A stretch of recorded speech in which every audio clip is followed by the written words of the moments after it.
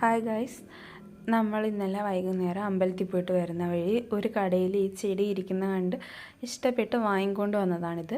അതിൻ്റെ കൂടെ 2 ചട്ടി നമ്മൾ വാങ്ങിക്കൊണ്ട് വന്നിട്ടുണ്ടായിരുന്നു. അപ്പോൾ ഇന്ന് ഈ ചെടി എങ്ങനെ നമ്മൾ റീപോർട്ട് ചെയ്തു എന്നാണ് പറയാൻ പോകുന്നത്. ഫസ്റ്റ് ചട്ടിയിലേക്ക് ഒരു ലെയർ ചകിരിച്ചോറ് ഇട്ട് കൊടുത്തു.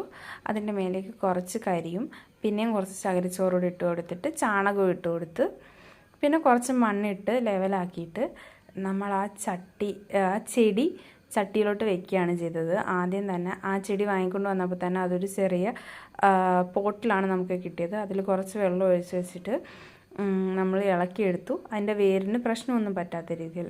എന്നിട്ട് അത് ചട്ടിയിലേക്ക് വെച്ചിട്ട് കുറച്ച് ചാരം ഇട്ട് കൊടുത്ത് അതിൻ്റെ മേലെ ഗ്രാവൽ ഇട്ട് കൊടുത്ത് ലെവലാക്കിയെടുത്തു.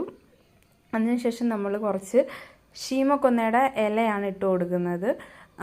അതെന്താണെന്ന് വെച്ചാൽ ചെടിക്ക് വളരാനെ കൊണ്ട് നൈട്രജൻ ആവശ്യമാണ്. അപ്പോൾ ഈ ചീമക്കൊന്നയുടെ ഇലയിൽ നൈട്രജൻ്റെ അളവ് ഒത്തിരി ഉണ്ടെന്നാണ് പറഞ്ഞു കേട്ടിട്ടുള്ളത്. അതുമാത്രമല്ല, അച്ഛൻ ഇവിടെ ഏത് ചെടി നട്ടാലും അതിൻ്റെ കീഴിൽ കൊണ്ടുവന്നിട്ട് ഈ ചീമക്കൊന്നയുടെ ഇല ഇടുന്നതും കണ്ടിട്ടുണ്ട്. അങ്ങനെ ഇട്ട് കൊടുത്തതാണ്.